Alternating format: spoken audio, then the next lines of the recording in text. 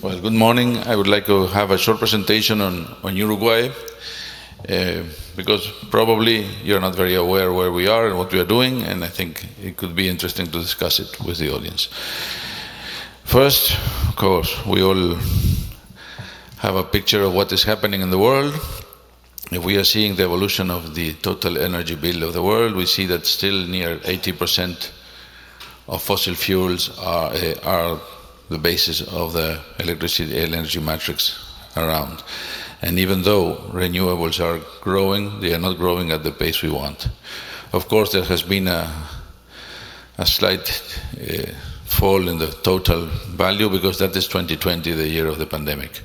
But as you see, energy demand dropped a little bit, but the percentage of fossil fuels is still high, and surely 2021 and 2022 will show that it grows again, and already the fossil fuels are back. In contrast, this is Uruguay. Uruguay's total energy has 38, 39, 40%, let's say, usage of fossil fuels, mostly petroleum, some natural gas. So we are in a better situation from the use of renewables than the whole world.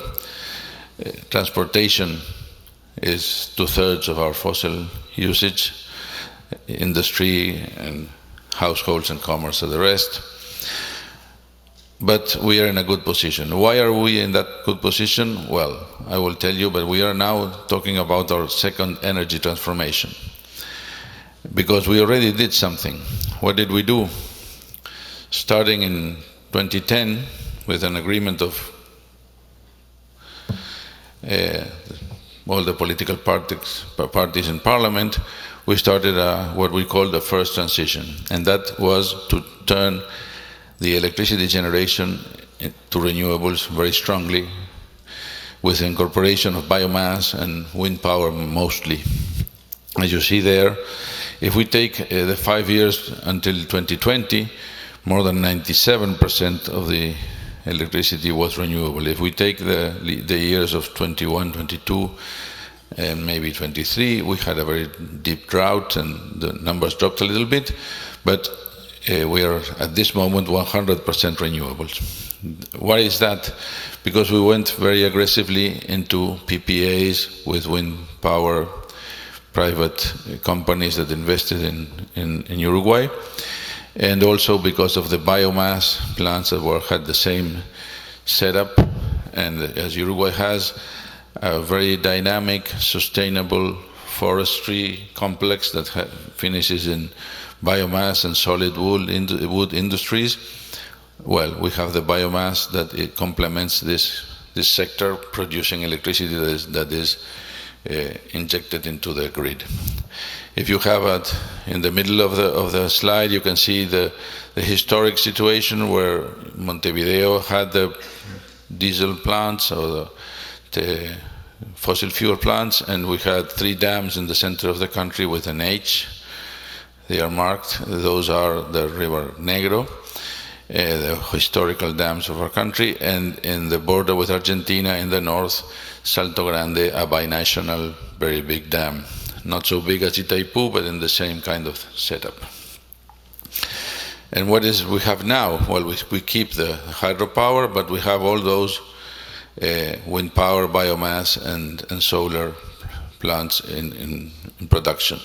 So we went from our more centralized power generation to our more distributed power generation. In the international context, this is data from 2019. We see that Uruguay is the second country in renewables from variable renewable. What we mean with variable is wind and sun. And so we are with a very nice penetration of renewables into the electricity generation. Also, in the international context, our environmental record has allowed us to generate a new kind of instrument for financing the national budget. That instrument are bonds linked to our NDCs. The sustainable bond we emitted last year, and the rate you have to pay as a government to the bondholders can drop if you're complying with the NDC, or it can rise if you are not complying. This is a very innovative instrument that was very well received by the international market, because it's the first government to align, to put your money where your words are. That's what we say. Well, and now we are into the second transformation. How do we get into this new stage where we want to abate more difficult emission-generating energy usage? Of course, electromobility is one of the pillars, more focused on urban transportation, private vehicles, etc. But today I want to talk about how we see our green hydrogen agenda. We believe we have a specific distinctive attribute that can, in a way, make us competitive in hydrogen and economy. Of course, the legal stability. Uruguay is #1 democracy in the region, one of the full democracies in the world. Law abidance, compliance, independent justice, etc. And that is very good for long-term and foreign investment. We already have demonstrated there's a lot of renewables, and we can use them, and we can use them well, and they are complementary. As I normally say, if we have not maybe the best sun as is in a desert, nor maybe the best wind as in Patagonia, but we have them good wind and good sun in the same territory, in a small part of the territory, so the complementarity of our renewables is very good. And that goes directly into the usage factor of an electrolyzer. But number 3, and maybe not so known, all this biomass we have puts us in a very good position to use biogenic CO2 to make hydrogen derivatives, green fuels, e-fuels, green methanol, green gasoline, SAF. And it's not very common to have in the same territory biogenic CO2, wind power, solar power. So what we are aiming as a first stage of our national roadmap is to get very strongly into e-fuels. And then finally, of course, there is logistics. If you are into e-fuels, we have a very good port on the Atlantic. We have train from the center of the country to the places where I was talking about. And we have, of course, the Uruguay River with barges that you can bring the products to the port. So what is happening is that this strategy does not make sense if we are not exporters, because the size of the projects that can arrive to competitive numbers is not matching with our future usage of these fuels because of the size of our country. So these projects are possible if they are export-oriented. Just to go very quickly, our studies that we've conducted very many with the Port of Rotterdam first, with McKinsey then, with the support of IDB. Well, these in the center of the country, the dark blue, is a very good onshore wind zones. Of course, we also have the ocean with very good wind that could be aiming at offshore, and ANCAP, our national oil and gas company, is aiming at the offshore wind. We have here the president, Ute, the president of the national utility, is also here, and they are committed to the onshore development very strongly. And then you have the solar areas that, as you see, the dark orange is the same place where you have the dark blue. And the studies say that we can have easily 30 gigawatts of renewables available there, and top 1, tier 1 resources. And we are using 2 gigawatts because Uruguay, as I said, is not a big country. So we have to be export oriented. So what is the price forecast that Mr. McKinsey, who is not one guy I know, but is saying? Well, we can be competitive with Spain, we can be competitive with Australia. The dark blue there, well, of course it's a range from 1.2 to 1.4, aiming at 2040, the cost of hydrogen. But we are more focused on using the molecules, combining with CO2 to green fuels. Why is this? Because biogenic CO2 is very available in Uruguay because of the forestry sector and also because of the agriculture. I have to say that we have a sustainable forest, completely sustainable, certified forest, not deforestation, not native. One of the indicators of our sustainable bond is that our area of native forest does not diminish. So that we are committed also to that. So combining biogenic CO2 and green hydrogen, of course, there's a very good support for a new industry in our country for synthetic fuels. We already have ethanol plants, biodiesel plants, but we should get more directly into the new green fuels that can be a good substitute, complete substitute of petroleum. Of course, certification is a key issue here. It's very important to certify that the CO2 is biogenic, to certify that the electricity is green, but we are proud to say that we think, and we have been discussing this a lot with the European Union, that we comply with everything. So very quickly, because I'm seeing that my time is going to turn off, this is our national roadmap. It's published in the internet. The hydrogen roadmap has roughly 3 stages. We are starting already. We have already contracted or assigned a RFP to a consortium for a pilot project for small amount of fuel cell trucks and of course all the chain from the electricity to the trucks.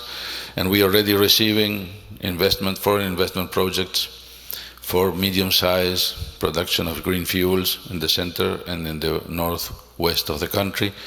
Not so small, the one in the northwest, maybe 1 gigawatt of electrolyzing from a Chilean-American company, aiming at green gasoline. The other one is aiming at green methanol, more or less half the size. But in a roadmap, we are projecting for 2030 maybe 1 or 2 gigawatts of electrolyzing. That means 2 to 4 of new renewable power additional, and already a steady export of derivatives, maybe also ammonia. And for the 2040, the projection says 20 gigawatts of new renewables, 10 gigawatts of electrolyzers, synthetic fuels, ammonia, even green fertilizers. And that will adapt to a completely new export sector for Uruguay, more or less the same size of our traditional ones, such as, for example, meat, beef. So it's important for us. We believe we can play a role there. The size of the country is not to be the world supplier, but it's to be one of the players and maybe one of the pilot players in the world. And with that, of course, there's also other options for decarbonizing, and we think the HVO, the hydrogenated vegetable oils, is also a place to go because we have a lot of agriculture there, but that's another issue. And well, to finish, why here? Well, why there? We are reliable, stable and transparent, and we have been already very attractive to FDI, foreign direct investment, because of our rules, of the tax exemptions of the facilities for international companies. We already our first energy transition has been very successful, and we are one of the examples in the world, and we say this proudly, of course.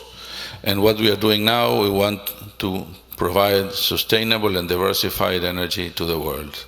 So thank you very much, and I will answer the questions.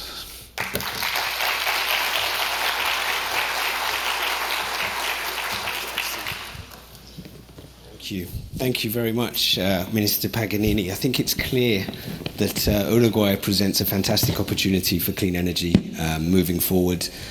Can you just expand a little bit and tell us about the strategy for Uruguay, for the energy strategy for Uruguay moving forward? Well, of course, maybe schematically you've already seen it. We think all these renewable sources we can turn easily into electricity, but we need, of course, to have a strategy to export all this energy because of our local domestic demand will not grow at the same pace. Of course, we want to decarbonize our local transportation. We want to incorporate hydrogen into the heavyweight trucks. We want to go that way, but mostly this will not be economically viable if the size of the project is not in the correct scale. So we have to attract international companies that want to invest in Uruguay. They have many facilities, the stability, the previous experiences with wind power and now with the solar power are good. So come to Uruguay and try to develop this new sector. But also what we see is we have this forestry sector with the industrial part with a lot of waste. We have agriculture with a lot of waste. We can turn this waste that is biogenic into non-fossil new fuels that are really a substitute of the traditional fuels. And why can we do this quickly? Well, because there's not a big logistic problem there. You don't have to cryogenically cool the hydrogen, put it in a new port that does not exist, in a new truck, ship that does not exist, and ship it to a port that does not exist. Mm-hmm. All the logistic chain is there, and it can be done immediately. So that's our first step of the strategy. And at the same time, pilot projects for Uruguay so that we can have the learning curve and have our people trained and understand how this works more in detail. But we need to think about how demand is developed in the world. And in that sense, we have been in very much interaction with the European Union to understand, and we signed already an agreement with Germany, then we signed it with the European Union to develop together this framework that can make exports viable, and that means also certification, financing, and a lot of problems. No, perfect. And then, we're obviously here in the US. How can the US help to boost hydrogen, not just in Uruguay, but in Latin America? That's a very important issue because, as you can imagine, South America or even the global South, Australia, Africa, we normally have a very big surplus of renewable sources. And the world in the north will be the other way around. It would need more renewable resources than they have, specifically East Asia and Europe mostly, but also the US in different regions. So LATAM can play an important part in decarbonizing the world. But if we want LATAM to play an important part, we have to foster demand. And demand will bring also financing, because it's not countries that can have their own demand, it's not countries that have the resources probably, and the commercial risk without demand will not be accepted by any businessman. So the US should take into account not only to support the development of supply, as they are thinking with the subsidies for the projects, but also, and as Germany is thinking, to have some instrument to assure the off-taking. It's not maybe a subsidy, it's the capability to issue a contract to buy the production of a new plant for maybe 10 years or 15 years, and then you can make the project bankable. You can go to the financiers and get the money for the project with a lower commercial risk. And that is what happened with our first transformation. Maybe I did not answer in the first part of the question an important issue.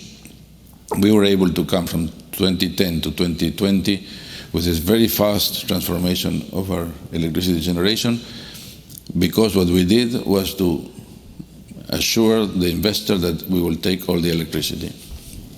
So the project turns bankable. But in that opportunity, the buyer was the National Public Electricity Company. In this new world, the buyer should be abroad. So you have to foster this kind of mechanism, such as the German instrument called H2 Global. And I think the US has to think on something like that, not only to think about locally of hydrogen, but to think regionally of hydrogen, and to have the hemisphere aligned in this transformation.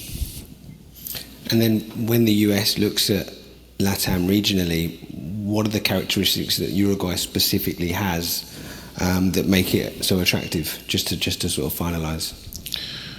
Okay, well, we think we are attractive for many things. Of course, we are very proud of our country, but number one, well, because of the stability. You can invest in Uruguay in the long term, and the rules will not change. And that has been demonstrated many times with the wind power companies, with the cellulose pulp plants that are from Scandinavian companies and are there for many years now, and with many other examples, of course. So that's number one. And number two, what in a very compact part of the territory, you have a lot of resources. Biomass, wind, sun. There's also a tradition of managing a complex electricity sector that can accept and help to integrate all this. There's a comprehensive grid that covers the whole of the country. 99.9% of the households are connected, 100% of the companies are connected. So it's a rather good place to start and to have a stable platform for the development of a new industry that can then expand to the rest of the continent. Fantastic. I wonder if we have any questions from anybody in the audience for Minister Paganini. I think you've given such a good overview that there doesn't appear to be any questions. I would tell you to consider to invest in Uruguay. We did have a question just down here at the third row.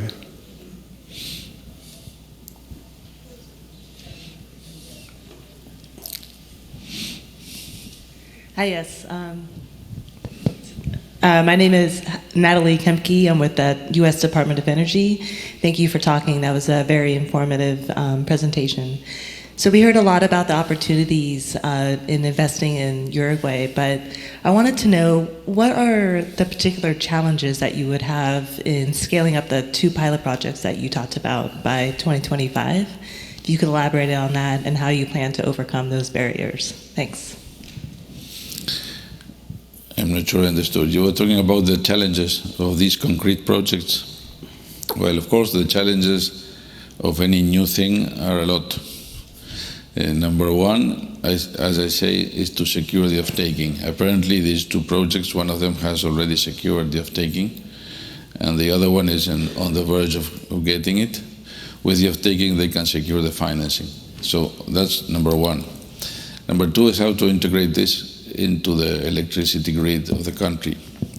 How this very big, comparatively to what they have, new renewable facility that has a big demand and a big supply, but maybe not synchronized, can be managed. The hydropower helps, but probably some storage will have to be called for. Some of the projects are thinking about off-grid strategies with their own situation solved, but what we think is optimal is to integrate into the grid. So that's number 2, and Uruguay is connected to Brazil and to Argentina. We have been exchanging energy maybe quite a lot in the last 4 years, so that's also an assurance for a better integration to a larger system. But that's number 2. Number 3, of course, is the social license. Normally, people are quite preoccupied, especially in a small town in the interior of the country, when you get a very big factory that comes to your place. Not in my neighborhood, please. That kind of thing. And also there's the natural concern of the use of the resources. And we are out of 10 months of a very deep drought that has been for us, which our country is normally very superabundant in water. Very superabundant. Most of the water goes to the Atlantic. But we had 10 months of problems. So people say these guys from the hydrogen industry are taking our water. What do we do with this? Well, so we have to take special attention on explaining quantification of how much water it is, where does it come from, sustainability of the water resources, that we have all the laws, the legal framework in place, we have all the studies that have to be conducted before the permitting is issued, and that is also a challenge, because the permitting will probably not be very fast, but it will be good for the social license and also assure the sustainability of a project, not only from the environmental point of view, but also from the economic point of view. You cannot tap into a source of water, then 2 years later will finish. So, but we have a lot. So it's not a problem of abundance, it's a problem of managing. And I can imagine many other challenges, but those are the main. Thank you. I think we've sort of run out of time, but Minister Paganini is here. He was here all day yesterday. He's here with a team. We've got ANCAP, UTE, the ministry, so please do seek them out for any further questions or any collaborative efforts. They'll be here for the rest of the day, Minister Paganini? Yes. Wonderful. Well, I think that would draw this to a conclusion. I'd say thank you very much for your participation. Thank you.